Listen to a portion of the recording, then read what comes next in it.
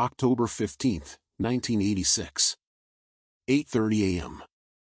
The yellow school bus waiting in front of Riverside Elementary School carried one crucial difference that morning. This time, it would never come back.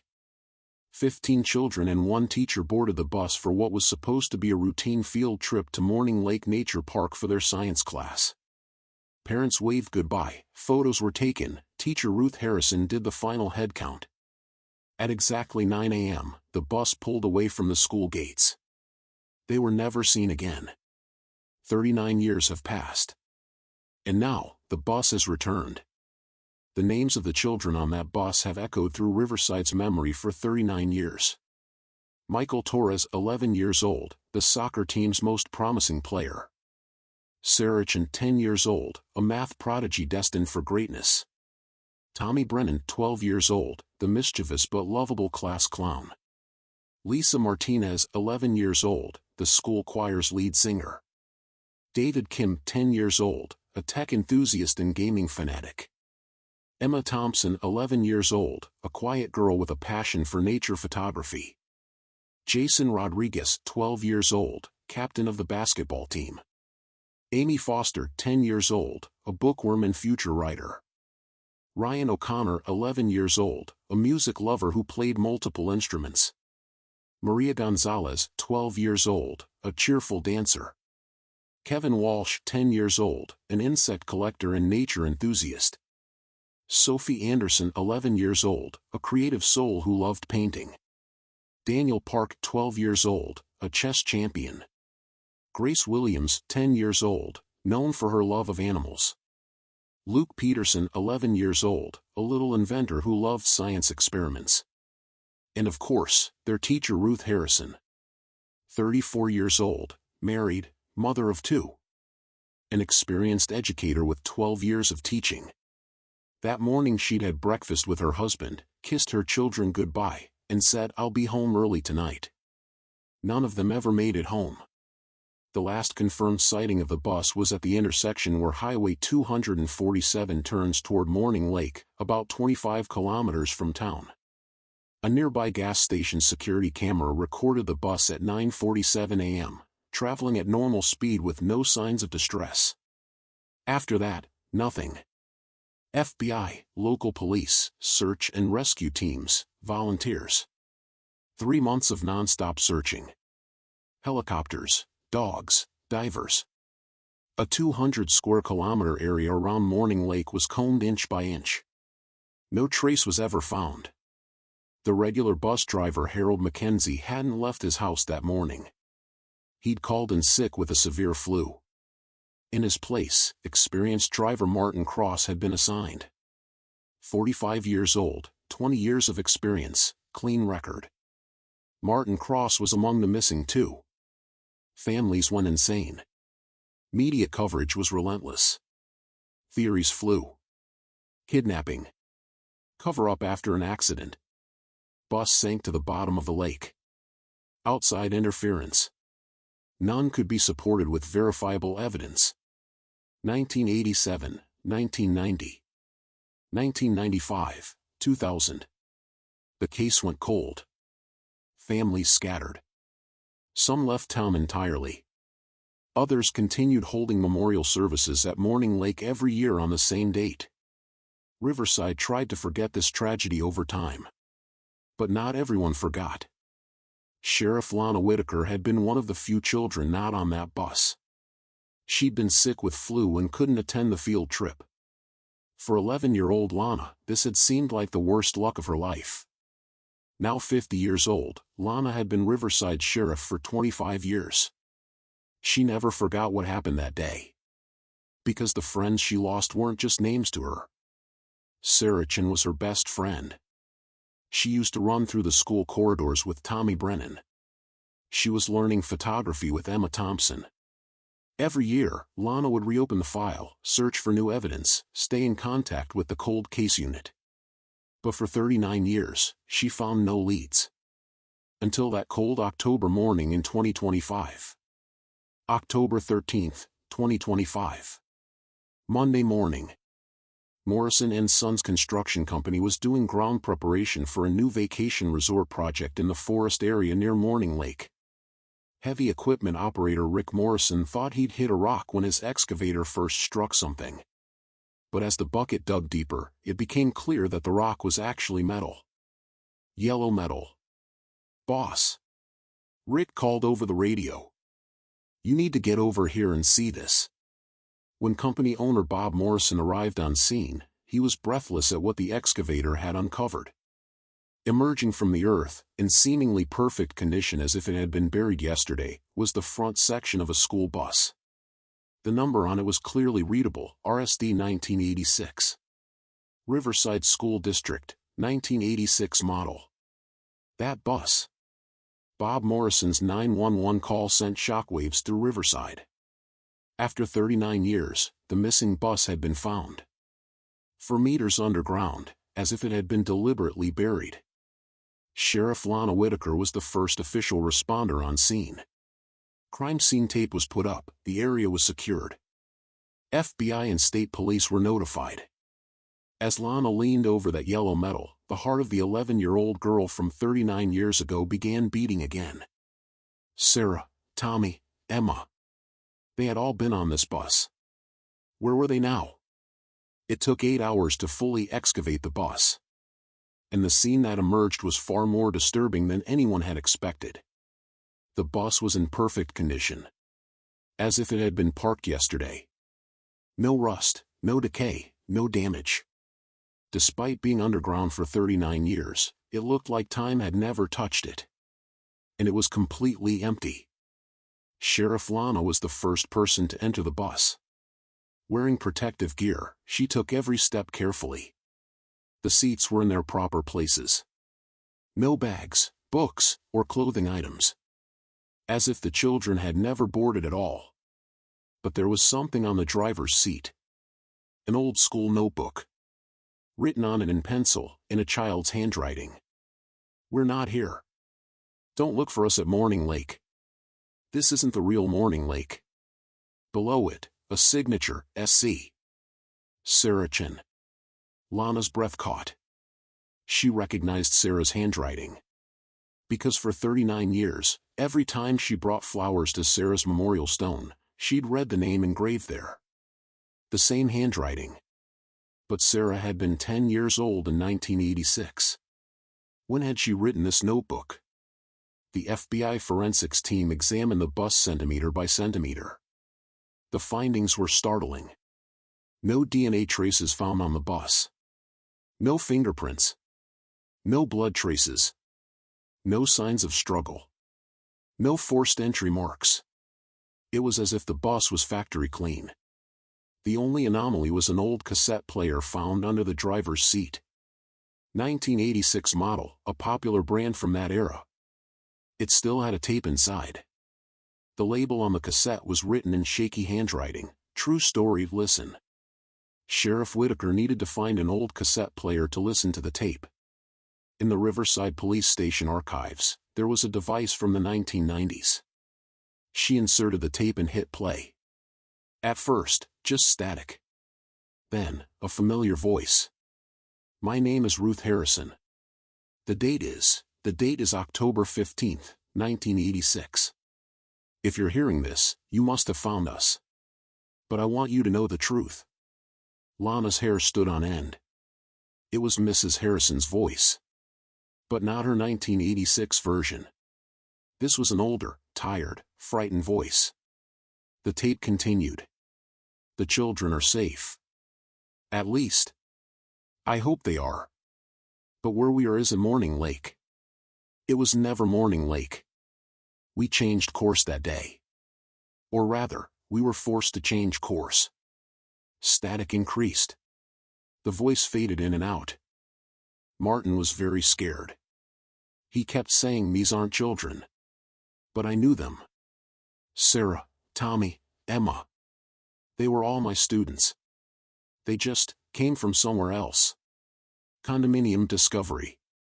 As the FBI completed voice analysis of the tape, things became even more mysterious. While the voice was confirmed to belong to Ruth Harrison, and the recording technology matched 1986, the voice's age was determined to be 20 to 30 years older than Ruth's 1986 age. As if Ruth Harrison had made this recording not that day, but years later. But the strangest part was the background sounds on the tape. Children's voices could be heard.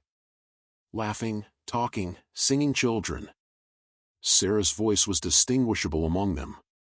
"Mrs. Harrison, when are we going home?" "Soon, sweetheart, soon." This conversation was happening after Ruth had recorded her main message on the tape. But how was that possible? As the FBI investigation deepened, witness statements from 1986 that had been overlooked were re-examined.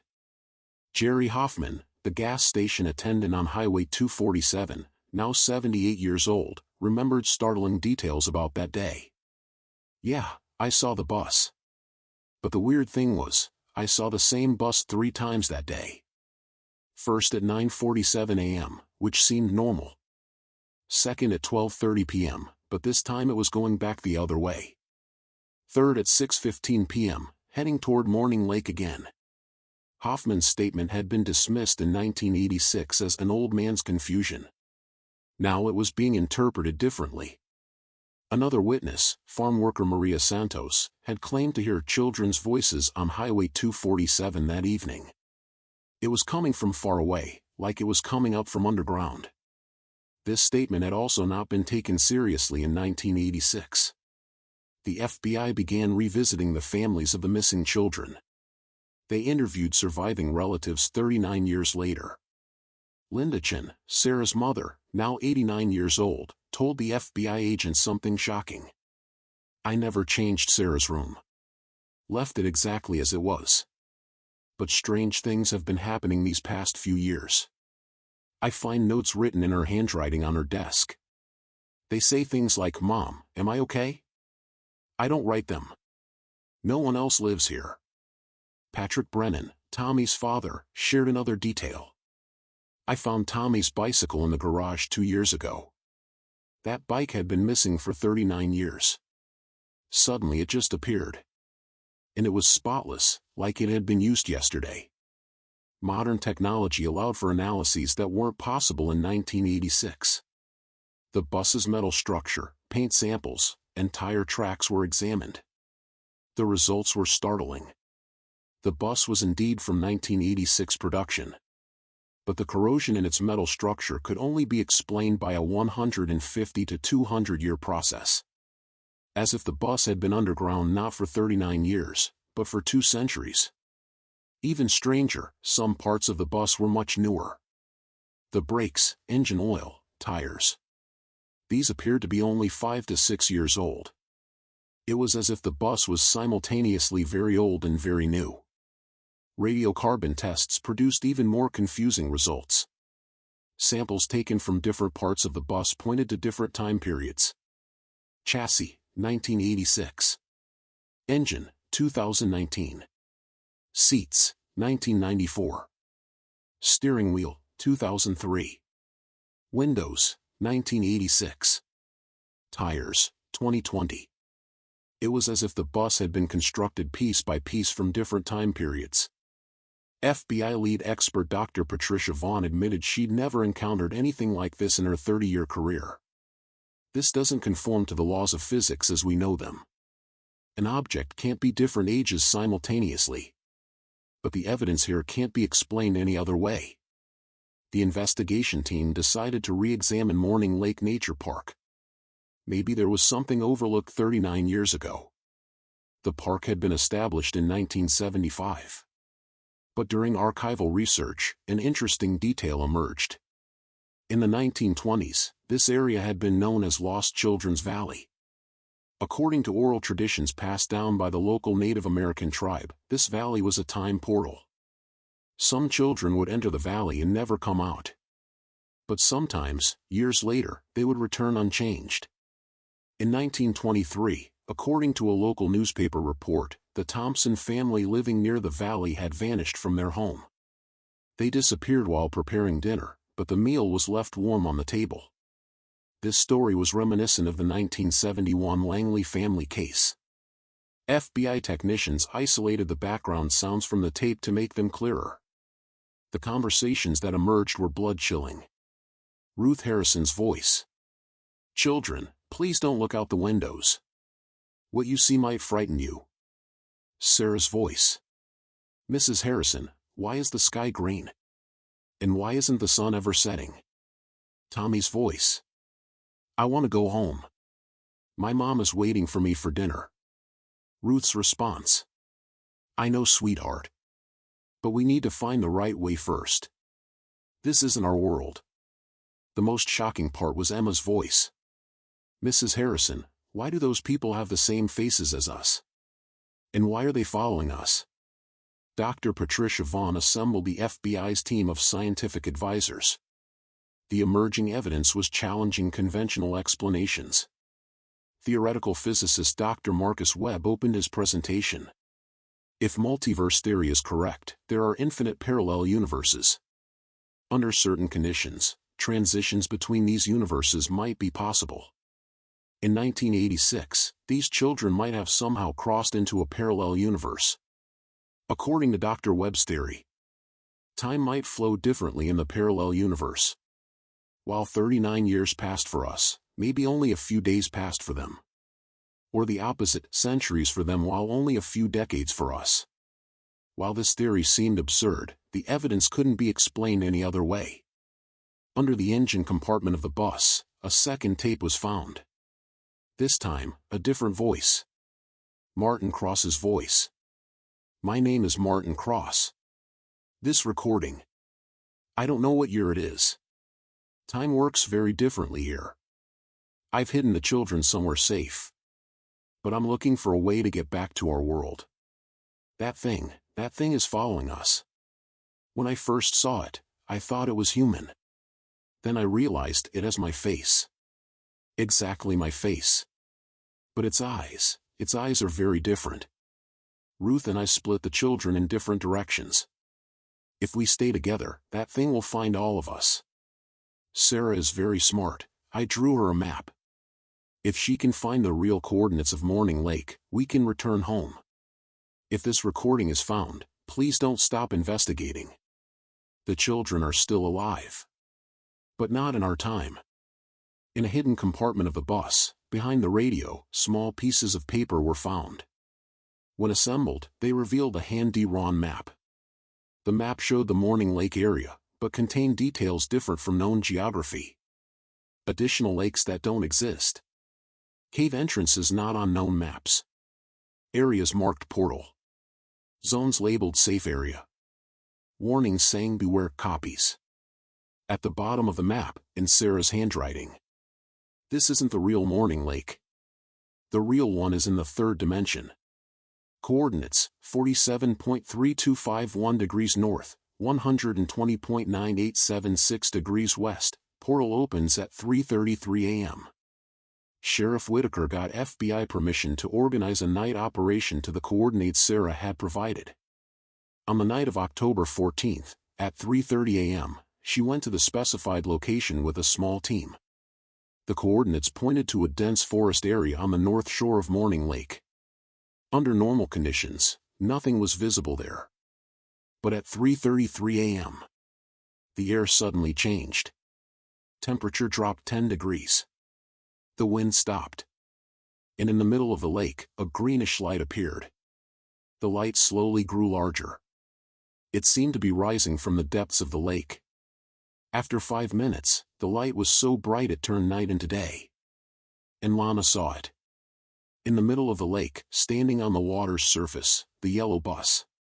With children inside. The children in the bus saw Lana and started waving. Sarah stuck her head out the window and shouted, "Lana! Lana, we're here! Help us!"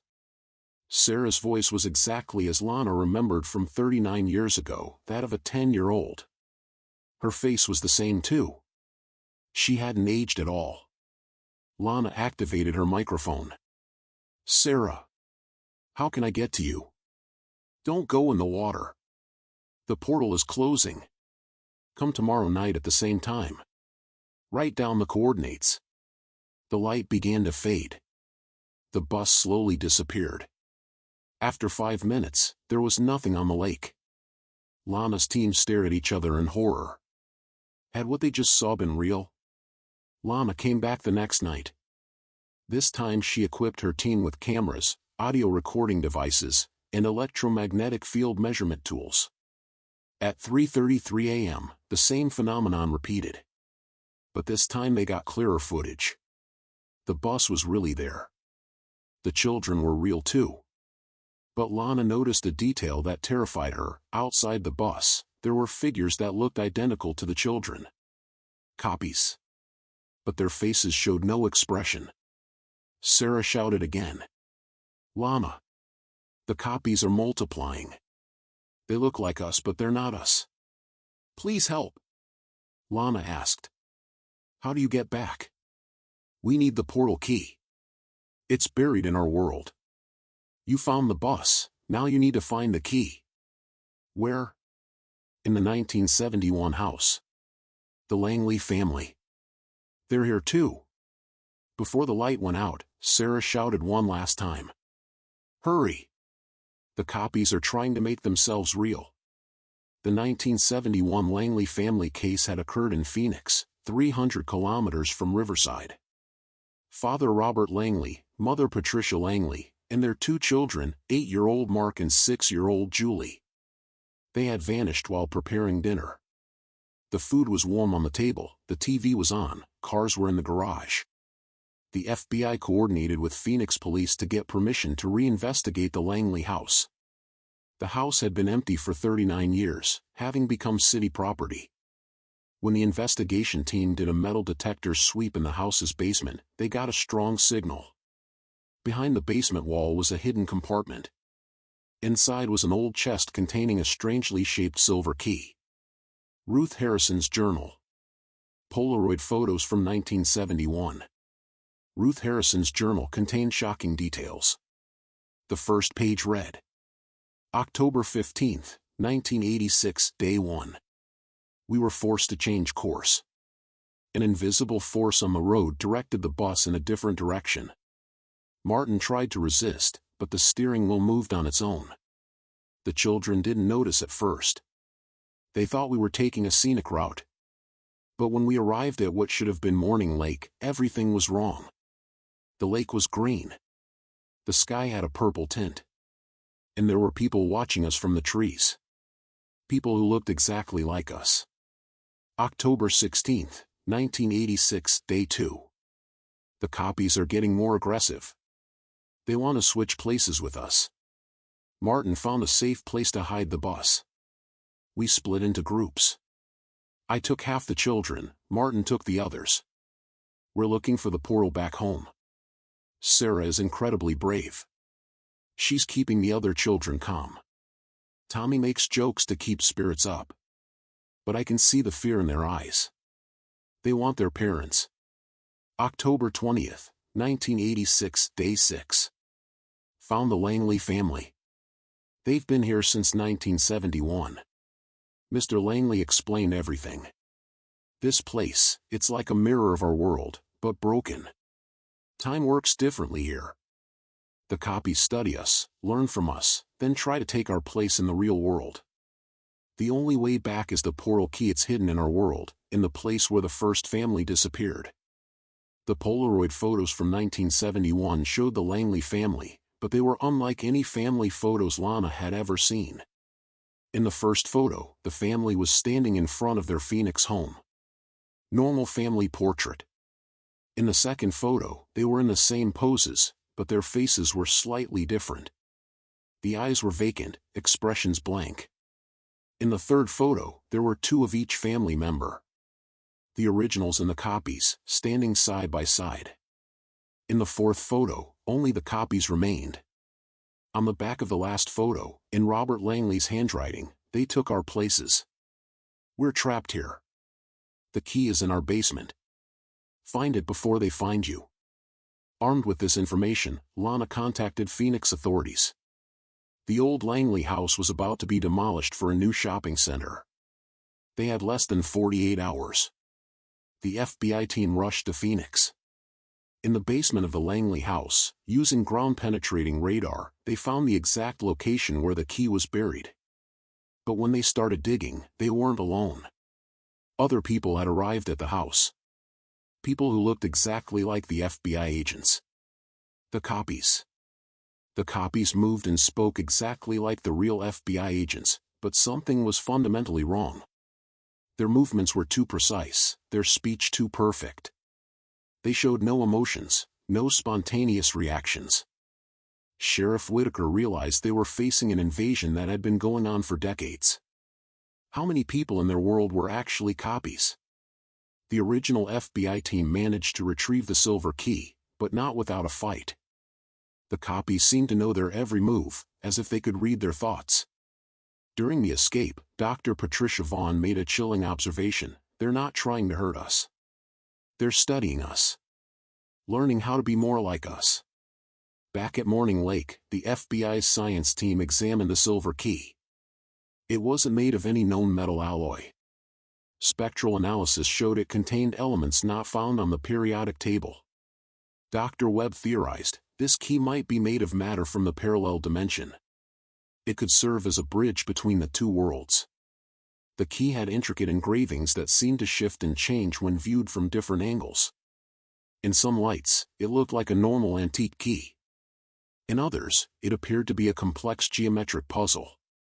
Ruth Harrison's journal provided instructions: the key must be inserted into the portal at exactly 3:33 a.m. But beware, opening the portal lets the copies through as well. Someone must stay behind to close it. October 31st, 2025. Halloween night. How fitting. Sheriff Whitaker assembled a team of volunteers. They all understood the risk. Opening the portal meant potential invasion by the copies. But 15 children and their teacher had been trapped for 39 years. They couldn't abandon them. At 3:30 a.m., the team was in position at the coordinates. Lana held the silver key, her hands shaking. At exactly 3:33 a.m., the greenish light appeared again. But this time, Lana waded into the water toward the light. The moment her feet touched the supernatural glow, reality shifted. Lana found herself standing on solid ground, but it wasn't the Morning Lake she knew. The water was gone. Instead, there was a vast, misty plain. The sky was indeed purple, and a green sun hung motionless in the sky. In the distance, she could see the yellow bus. The real one. As she approached, the bus door opened. Ruth Harrison stepped out, but she looked exactly as she had in 1986. No aging, no change. "Sheriff Whitaker?" Ruth said with surprise. "Little Lana? But you're grown up." "Mrs. Harrison, we've come to take you home." The children began filing out of the bus. Sarah, Tommy, Emma, all of them. Exactly as they had been 39 years ago. But as they celebrated the reunion, Lana noticed movement in the mist. Figures approaching. The copies. "We have to go now," Ruth urgently said. "They know you opened the portal. They'll follow us back." Lana activated her radio. "FBI team, prepare for extraction." Multiple subjects coming through. But as they ran toward the portal, Lana realized the horrible truth. The copies weren't just following them. They were already ahead of them, blocking the portal. And these copies looked exactly like the missing children. Which ones are real? FBI agent Martinez asked through the radio. Lana looked at Sarah. "The real Sarah. Tell me something only you and I would know." Sarah smiled. "You gave me your lucky penny before the field trip. You said it would keep me safe. I still have it." Lana's eyes filled with tears. She remembered. The penny was in her pocket. That morning when she was sick and couldn't go on the trip. "That's my Sarah." The portal began to close. They had minutes before the window between worlds shut forever. The copies attacked, but not with violence. They attacked with confusion. Multiple versions of each child appeared, all claiming to be the real one. All with perfect memories, perfect replicas of personality. Lana had to make impossible choices. Which Sarah was real? Which Tommy? How could she tell? Ruth Harrison provided the answer: the real children cast shadows.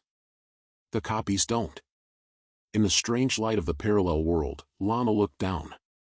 The real children had shadows. The copies were shadowless. Everyone with shadows, run to the portal. Now. The dash to the portal was chaos. Real children mixed with copies, FBI agents uncertain of who to save. The portal was shrinking with each passing second. Martin Cross appeared at the last moment, carrying little Grace Williams who had twisted her ankle. Go! Go! I'll close it from this side. We can't leave you here. Lana shouted. Someone has to. If we don't close the portal properly, the copies will keep coming through. Your world will be overrun. Ruth Harrison made the ultimate decision: I'm staying too. These children are my responsibility. I won't leave Martin alone. But Mrs. Harrison. Take care of them, Lana. Tell their families we never stopped trying to come home. 14 children and Sheriff Lana Whitaker emerged from the portal into the cold morning air of Morning Lake. The portal closed behind them with a sound like thunder. They were home. But one child was missing. Sarah Chin. Where's Sarah? Lana frantically asked the other children. Tommy Brennan, tears in his eyes, she stayed behind with Mrs. Harrison. She said someone needed to help them guard the portal from the other side. Lana's heart broke. After 39 years, she'd lost her best friend all over again. The return of the 14 children became international news. Scientists, psychologists, paranormal investigators descended on Riverside. The children underwent extensive medical and psychological evaluation. Physically, they were exactly as they had been in 1986. Not a day older. But mentally, they carried the trauma of 39 years in an alien world. Reuniting them with their families was complex. Parents had aged, some had died, families had changed. But slowly, gradually, they began to adapt to a world that had moved on without them. Most disturbing was their consistent account of the copy people. They all described the same phenomenon: beings that looked exactly like them but were fundamentally different. Tommy Brennan, now physically 12 but mentally carrying decades of otherworldly experience, gave a chilling warning to the FBI. The copies aren't gone. They've been coming through for years. Little by little. They replace people slowly, so no one notices. Check your neighbors. Check your families. Look for the ones without shadows. This statement led to a classified FBI investigation. How many people in positions of power were actually copies? How long had this infiltration been going on? The investigation revealed disturbing patterns. Missing person cases that were quickly closed. People who returned from disappearances slightly different. Unexplained personality changes in public figures. Individuals with no verifiable past beyond a certain date. Every night at 3:33 a.m., Lana returned to Morning Lake. Sometimes, when the light appeared, she could see Sarah and Mrs. Harrison on the other side. They were guarding the portal, preventing the copies from crossing over. Sarah would wave, smile, and mouth "I'm okay." But Lana could see the loneliness in her friend's eyes. One night, Sarah managed to communicate across dimensions. "Lana, we found others here. Families from different times who got trapped. We're helping them find peace. This is my purpose now. But I need you to do something for me. Anything, Sarah. Stop the copies in your world. They're trying to open new portals. If they succeed, both worlds will collapse into each other." Following Sarah's warning, Lana began a secret investigation into the copies. She developed tests. Shadow verification under specific lighting. Behavioral pattern analysis. Memory verification with impossible details. Emotional response testing. What she discovered horrified her. The copies were everywhere. Teachers, police officers, government officials, even FBI agents involved in the original investigation. the invasion wasn't new. It had been happening for decades. The copies were patient, methodical, perfect. They studied their targets for years before replacing them. But they all had the same weakness. They cast no shadows at 3:33 a.m. Lana assembled a secret network of verified humans. People who could prove their authenticity through impossible-to-copy memories and consistent shadow patterns. The network included Dr. Marcus Webb, verified through childhood scar patterns. 3 of the returned children, verified through parallel world memories. Bob Morrison, verified through family genetic markers. Linda Chen, verified through secret mother-daughter knowledge. Together, they began mapping the copy infiltration. The scope was terrifying. Copies held positions in local government, police departments, school administrations, media organizations, federal agencies. The parallel world wasn't just stealing individuals. It was systematically replacing society. Through months of investigation, the network discovered the copy's ultimate plan. They weren't just replacing humans randomly. They were preparing for something called the Great Convergence. According to intercepted copy communications, they spoke in frequency patterns barely audible to human ears. The Great Convergence would merge both worlds permanently. Humans would become the minority in their own reality. The date was set, October 15, 2026. The 40th anniversary of the original Disappearance. The copies had been preparing for 4 decades. They had infiltrated key positions, eliminated potential threats, and were ready to complete their conquest. But they hadn't counted on one thing: Sarah Chen and Ruth Harrison still guarding the portal from the other side. Lana's network developed a desperate plan. If they could synchronize actions on both sides of the portal, they might be able to permanently seal the dimensional breach. It would require sacrifice. Someone would need to cross over to coordinate with Sarah and Ruth. Someone would need to activate the key from the parallel side while the portal was being closed from the real world. Lana volunteered. "I should have been on that bus 39 years ago," she told her team. "It's time I joined my friends." Dr. Webb protested, "If you cross over, you might not be able to return. The portal closing might trap you there permanently." "Then I'll be with Sarah. After 39 years, maybe that's where I belong." October 31, 2025. 1 year before the planned Great Convergence. Lana stood at the water's edge of Morning Lake for the last time. In her hand, she held the silver key and a device Dr. Webb had constructed, a dimensional frequency disruptor.